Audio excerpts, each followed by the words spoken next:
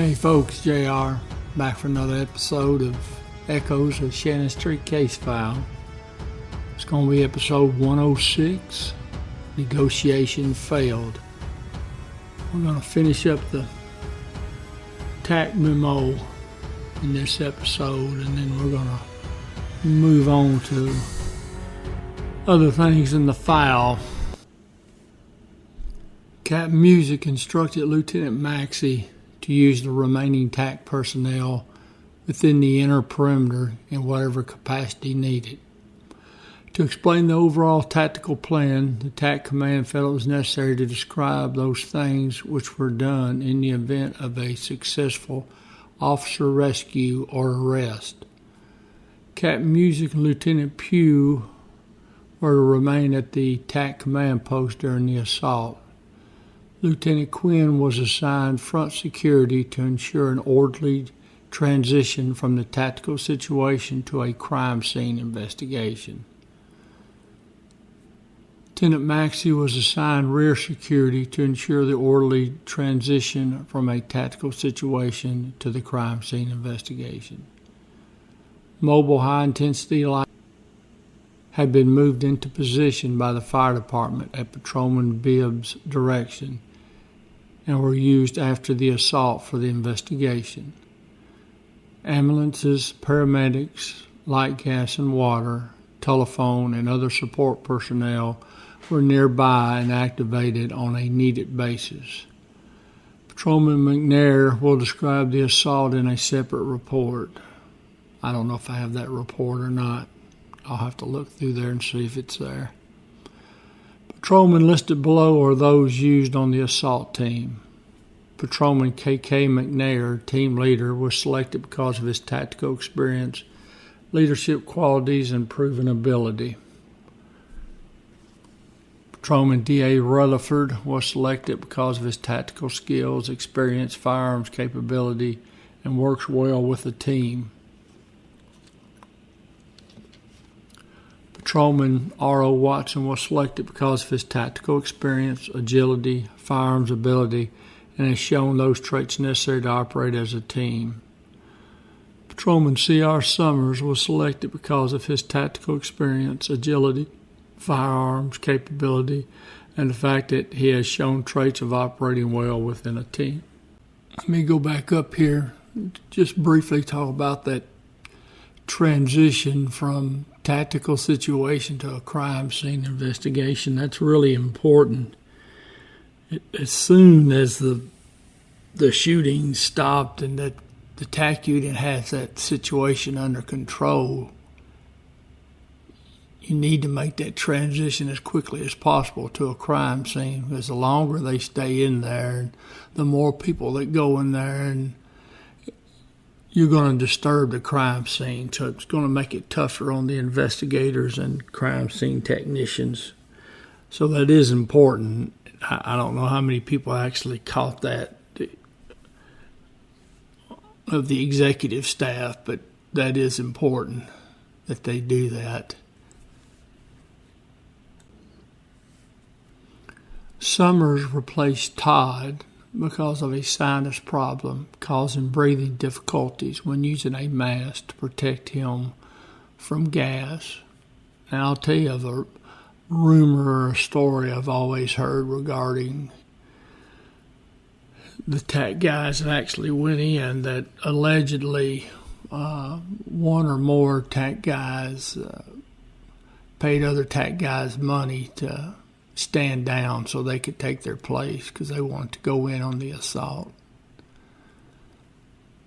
I don't know if that's true or not. It's always going to be rumors and tall tales, but that's always been an interesting story, whether it's true or not.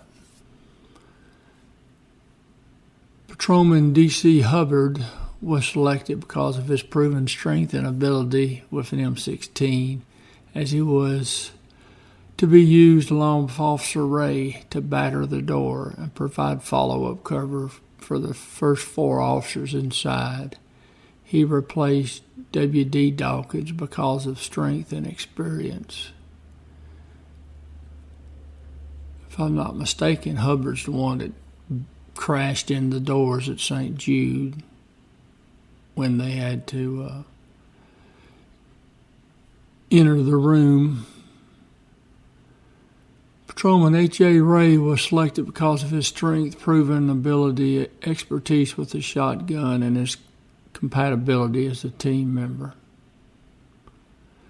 Cap Music instructed Patrolman Summers to carry a handcuff key in the event Officer Hester was handcuffed. Also, a set of bolt cutters was placed outside front if needed. Lieutenants Maxey and Quinn were instructed to have the inner perimeter roped off and held by Tact personnel once the house was secure. The assault began at 3:05 a.m. and was completed at 3:42 a.m.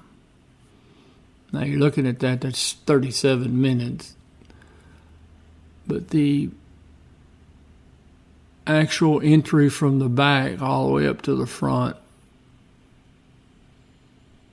to get to Hester probably took no more than 60 seconds, 90 seconds maybe. And that was with a pause because of the mistiming of the gas and artillery simulators and whatnot. It took more time to go through the house and sweep after they had been engaged in gunfire with the 7 suspects. The checking the house to make sure it's absolutely secure was definitely more time consuming than the actual gunfire. Federal CS tear gas was deployed because it is a non-burner blast dispersion irritant. That's very important when you're going in to a house. There's horror stories galore over the years of the use of tear gas that caught houses on fire, and it didn't go very well. The ordinance selected for use included gas, sound, and flash devices and simulators, all deployed for officer safety. The Tact Command is of the opinion that these officers trained with this ordinance are familiar with its capability, and the sounds emitted from the ordinance not only disorientates but tends to cover the sounds made by the entry team. So obviously when they're cranking off the artillery simulators, throwing those through windows, and the gas and the flashbangs, you're hoping that covers the entry team when Ray and Hubbard are knocking in that back door. The question as to night or day assault was raised. Obviously, the TAC unit was prepared to assault whenever rescue could be made. The major consideration was not to show any aggressive acts causing Officer Hester's additional injury or death. Our primary assault team, if given the choice, preferred the cover of darkness. Team leader McNair felt his team was experienced enough to complete the movements necessary to rescue Officer Hester. Our alternate team preferred a day assault as it afforded more visibility. It should be emphasized either team was prepared to go when directed by the TAC Command. Search, identify, and shoot techniques were used to maximize officer safety as negotiations failed for 32 hours. Well, folks, that last statement there, especially the last few words, negotiations failed for 32 hours, that's a damning comment. That speaks volumes about what the TAC unit thought about what went on. And that's not necessarily directed against the negotiators. That's directed towards those who prevented the TAC unit from doing their job. All right, folks, that's going to wrap up this episode. We'll come back in about a week or so. We're going to go over a fairly in-depth article written by the Commercial Appeal. Now, it's not part of the official file, but it is it is something that the police department would have read and kept up with, because anytime you're doing an investigation, you want to know what the media is saying and what they're doing. And this article it's a pretty good article, but I do want to go over it because it gives a different perspective. It's not the police department's perspective, it's the news media's. Also, now, I did look, that Tact memo we just completed, that is the last piece of paper that I have on the file.